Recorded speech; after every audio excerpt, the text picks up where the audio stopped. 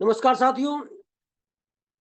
India गठबंधन और प्रधानमंत्री पद का उम्मीदवार या इंडिया गठबंधन का चेहरा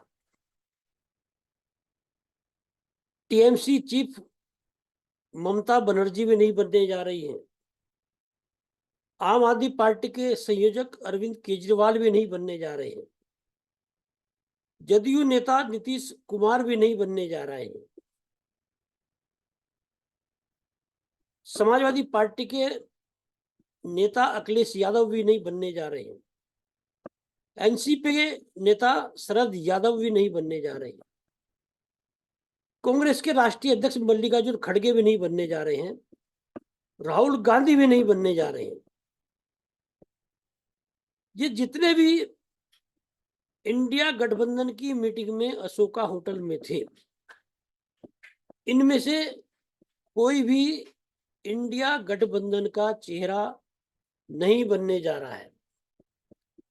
तो एक बड़ा प्रश्न इस समय ये उभर रहा होगा कि साहब, इंडिया गठबंधन की मीटिंग में सारे नेता थे और इनमें से यदि इंडिया गठबंधन का चेहरा कोई बनने नहीं जा रहा है, तो फिर कौन सा नेता है देश में जो इंडिया गठबंधन का चेहरा बनने जा रहा है? आप लोगों की जो इस समय दिमाग काम कर रहा होगा, जो सुई घूम रही होगी, वो जिस नेता पर घूम रही होगी, मैं भी उसी नेता की बात कर रहा हूं। ऐसे ही समाजवादी पार्टी के राष्ट्रीय महासचिव राम गोपाल यादव बार बार नहीं बोल रहे हैं कि कांग्रेस की बात बहुजन समाज पार्टी की नेता मायावती से चल रही है। जी हाँ, मैं बात कर रहा हूं दलितों का इस समय चेहरा है मायावती। भले ही चंद्रशेखर आजाद को कितने दल बढ़ावा देते रहे हों, भले ही मल्लिकार्जुन खड़गे का नाम ममता बनर्जी ने प्रधानमंत्री पद के लिए पेश किया हो, भले ही देश में तमाम दलित चेहरे हों जो राजनीति कर रहे हों, भले ही विधानसभा चुनाव में मायावती की करारी हार हुई हो, भले ही पिछले 2019 के लोकसभा चुनाव में समाजवादी पार्टी के गठबंधन करने के बावजूद बहुजन समाज पार्टी के 10 सांसद बने हों, लेकिन आज भी दलितों का चेहरा देश की राजनीति में मायावती को ही कहा जाता है। और ये कहा जाता है कि हिंदुस्तान में पहली नेता है जो अपना वोट बैंक कन्वर्ट कर देती हैं। जी हाँ, इंडिया गठबंधन का चेहरा बनने जा रही हैं उत्तर प्रदेश की मुख्यमंत्री रही मायावती। आप लोग सोच रहे होंगे कि साहब, आज की तारीख में बहुजन समाज पार्टी जो है उसका कोई बहुत बड़ा वजूद नहीं है, लेकिन मैं आपको बता दूं कि विधानसभा चुनाव हो, लोकसभा चुनाव हो, बसपा का जो वोट बैंक है, बसपा का जो प्रतिशत है, वो ज्यादा डाउन नहीं हुआ है। बसपा का जो कैडर है वह अभी भी लगातार बसपा को मिलता रहा है, मायावती को मिलता रहा है। अब ये प्रश्न आप लोगों के मन में जाग रहा होगा कि साहब, मायावती जो है उसे तो डरा रखा है केंद्र सरकार ने, तो मायावती कैसे आ सकती हैं? यदि फिर से मोदी सरकार बन जाती है और मायावती इंडिया गठबंधन के साथ आ जाती है, तो टारगेट पर रहेंगी मायावती, निशाना बना सकती है केंद्र सरकार, निशाना बना सकती है भारतीय जनता पार्टी। तो इस समय जो अपने भतीजे आकाश आकाश आनंद को जो बहुजन समाज पार्टी की जो बागडोर सौंपने जा रही है मायावती, उसके पीछे एक बड़ा खेल है। अब मायावती अंतिम समय में एक बड़ा दांव चलना चाहती है। मायावती पर जो भी किसी भी तरह के आरोप रहे हों, अब वो अपने भतीजे आकाश को बहुजन समाज पार्टी की बागडोर संभालकर वो अब खुलकर लड़ना चाहती है, खुलकर खेलना चाहती हैं। और यही जो राजनीतिक पंडित हैं उत्तर प्रदेश के, वो भी यही बोल रहे थे कि मायावती जो है, जिस तरह की उनकी राजनीति रही है, जिस तरह की वह शासक रही है, जिस तरह की पहले हिंदुस्तान में नेता है कि वो पूंजीपतियों से कभी दबी नहीं है। पहली नेता है कि पैसे भी लेती है और ब्यूरोक्रेट जो है उनके नाम से कांपते हैं। पहली नेता है जो अपना वोट बैंक कन्वर्ट करा देती है। पहली नेता है जिनके पीछे एक बड़े स्तर पर दलित वोट बैंक है। और ये उत्तर प्रदेश ही नहीं, हिंदुस्तान के लगभग सभी प्रदेशों में मायावती की जो है, भले ही आज जो है राष्ट्रीय दर्जा उनसे छिना हुआ हो, लेकिन अ, विशेष रूप से उत्तर भारत में तो सभी प्रदेशों में हिंदी बेल्ट में मायावती की दलितों में पकड़ है। और यदि इंडिया गठबंधन का चेहरा मायावती बन जाती हैं, तो दलितों में एक माहौल बनेगा कि साहब एक दलित जो है वो प्रधानमंत्री बनने जा रही है। और देश में आप याद कीजिए जगजीवन राम, जब मोरारजी देसाई प्रधानमंत्री बने 77 में, जब तत्कालीन प्रधानमंत्री इंदिरा गांधी के खिलाफ एक माहौल बना, जेपी क्रांति हुई, तमाम देश के जो है दल जो है जनता पार्टी में विलय हुआ। उसमें आज जो भारतीय जनता पार्टी है, पहले जनसंघ था, ये लोग भी शामिल हुए। अटल बिहारी वाजपेयी भी थे उसमें, आडवाणी भी थे। तो मोरारजी देसाई जो है वह प्रधानमंत्री बने। और उस समय जब चौधरी चरण सिंह प्रधानमंत्री बने थे, और जब लोकदल जो है जिस तरह से जनता पार्टी में टूट हुई, जिस तरह से तो ये कहा जा रहा कि जगजीवन राम का नाम जो है वो बड़ी तेजी से उभर कर आया था।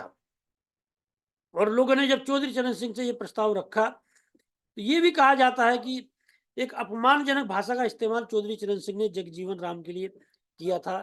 तो दलितों में एक टीस है, दलितों में एक पीड़ा है कि देश में किसी दलित को अभी जो है प्रधानमंत्री नहीं बनाया गया है। यदि मायावती का नाम जो है वो एक प्रधानमंत्री पद के रूप में इंडिया गठबंधन आगे करता है, या चेहरा मायावती का होता है, तो निश्चित रूप से इंडिया गठबंधन जो वह फाइट में आ जाएगा।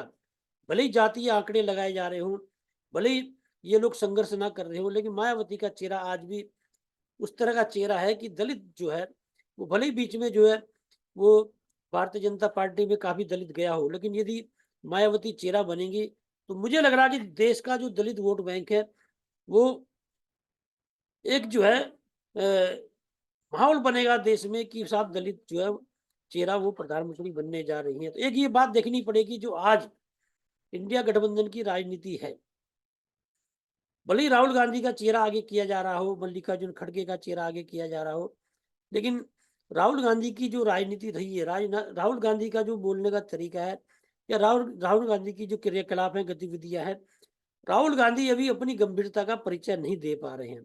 और बीच में जिस तरह की, हालांकि वो जिस तरह से मेहनत करते हैं, जिस तरह से खाद्य सुरक्षा कानून हो, चाहे भूमि अधिग्रहण कानून हो, उसमें जिस तरह से उन्होंने यूपीए सरकार में जो भूमिका निभाई, तो निश्चित रूप से ये हर आदमी मानता कि साहब राहुल गांधी कुछ ना कुछ करना चाहते हैं, लेकिन एक गंभीरता नहीं दिखा पा रहे हैं। तो ये समाजवादी पार्टी उत्तर प्रदेश में जो बार बार बहुजन समाज पार्टी की बात करती है, उसके पीछे बड़ा कारण ये है कि मायावती से लगातार कांग्रेस की बात चल रही है। और प्रियंका गांधी जो कांग्रेस की नेता है, उनकी जो है वो 2 से 3 मीटिंगें जो हैं जो मायावती के साथ हो गई हैं। और यही वजह रही कि समाजवादी पार्टी से कांग्रेस का जो बीच में विवाद हुआ, चाहे वो मध्य प्रदेश में चुनाव के रहा हो, भले ही आज कमलनाथ की आलोचना की जा रही हो, लेकिन ये सूचना कांग्रेस के नेताओं को पहले थी कि उत्तर प्रदेश में समाजवादी पार्टी से पहले प्राथमिकता जो है कांग्रेस वो बहुजन समाज पार्टी को देगी, और बात चल रही है। यही वजह रही कि कमलनाथ जो है वो अति उत्साह में रहकर अखिलेश वखिलेश बोल गए। और यही वजह रही कि उत्तर प्रदेश के जो अध्यक्ष हैं कांग्रेस के, अजय राय, वो भी लगातार जो है समाजवादी पार्टी को लेकर जो है अखिलेश यादव पर निशाना साधते रहे।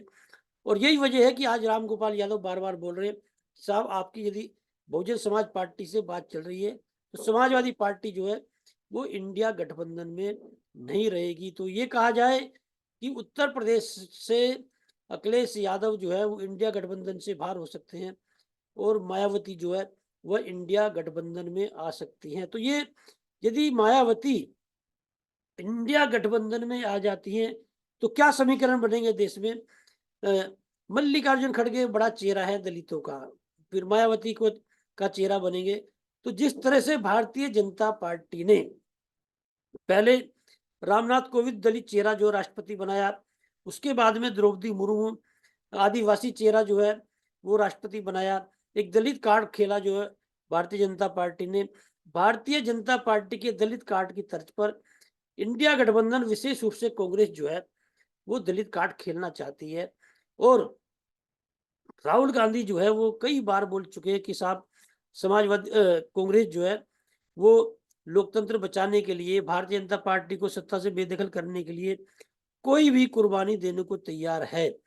तो क्या मायावती जो है देश की राजनीति में एक बड़ा धमाका करने जा रही है? तो क्या मायावती जो है प्रधानमंत्री पद का जो है चेहरा देश में बनने जा रही है? इसमें कहीं से दो राय नहीं कि भारतीय जनता पार्टी के नेता भी जानते हैं, देश के जो दूसरे दल है वो भी जानते हैं कि मायावती को विपक्ष का चेहरा बनाते ही माहौल बदल जाएगा। ये कह सकते हैं कि देश के जो दलित है उनमें एक उत्साह जो है वो देखने को मिलेगा।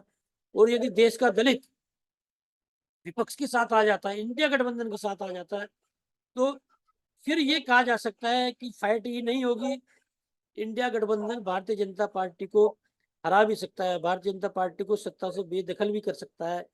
तो ये जो इस समय समीकरण उभर कर आ रहे हैं पिछले लोकसभा चुनाव में, एक बड़ा प्रश्न इस समय ये जरूर आएगा कि साहब मायावती इतनी बड़ी नेता है, तो पिछली बार जो है उत्तर प्रदेश में जब समाजवादी पार्टी के साथ गठबंधन किया तो तब सीटें क्यों नहीं जीत ली?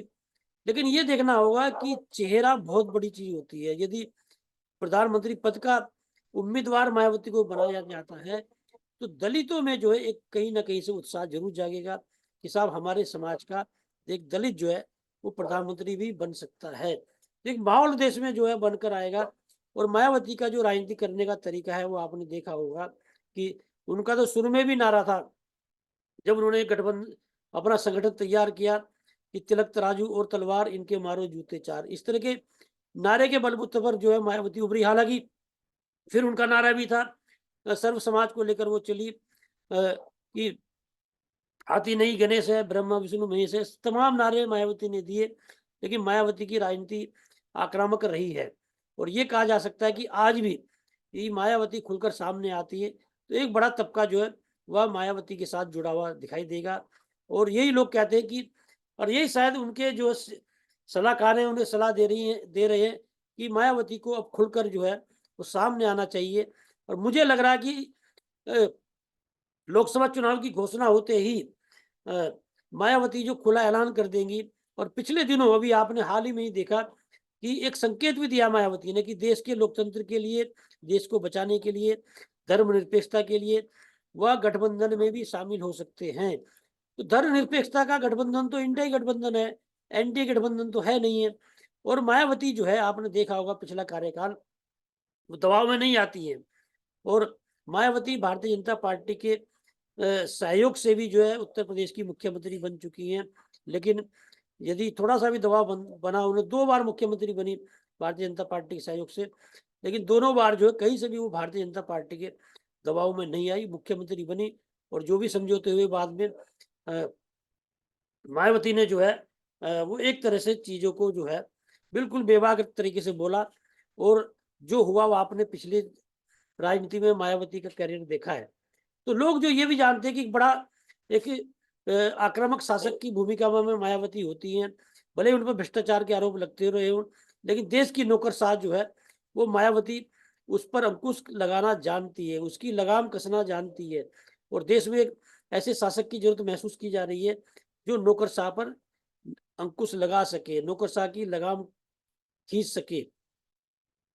क्योंकि भारतीय जनता पार्टी में नौकरशाह बेलगाम है। और भारतीय जनता पार्टी तो अपने कार्यकर्ताओं से भी ज्यादा तवज्जो जो है वह नौकरशाह को देती है। तो ये जो इस समय इंडिया गठबंधन में जो खेल होने जा रहा है उसमें ये कहा जा सकता है कि आने वाले समय में उत्तर प्रदेश में समाजवादी पार्टी इंडिया गठबंधन से अलग हो जाए और बहुजन समाज पार्टी इंडिया गठबंधन में शामिल हो जाए, इससे भी इनकार नहीं किया जा सकता है। क्योंकि कांग्रेस जो है यदि बहुजन समाज पार्टी इंडिया गठबंधन में आती है तो फिर कांग्रेस को ये कहने में कोई उरेज नहीं होगी कि साहब समाजवादी पार्टी इंडिया गठबंधन में आना चाहती है तो उसका स्वागत है, और नहीं आना चाहती तो फिर वो कहीं ना कहीं भारतीय जनता पार्टी से मिलकर राजनीति कर रही है। ये अभी बहुत खेल होने हैं। अभी चुनाव से पहले पहले चर्चा तो ये भी आ रही है कि सब माकपा और पीडीपी जो है वो इंडिया गठबंधन से अलग होने जा रही।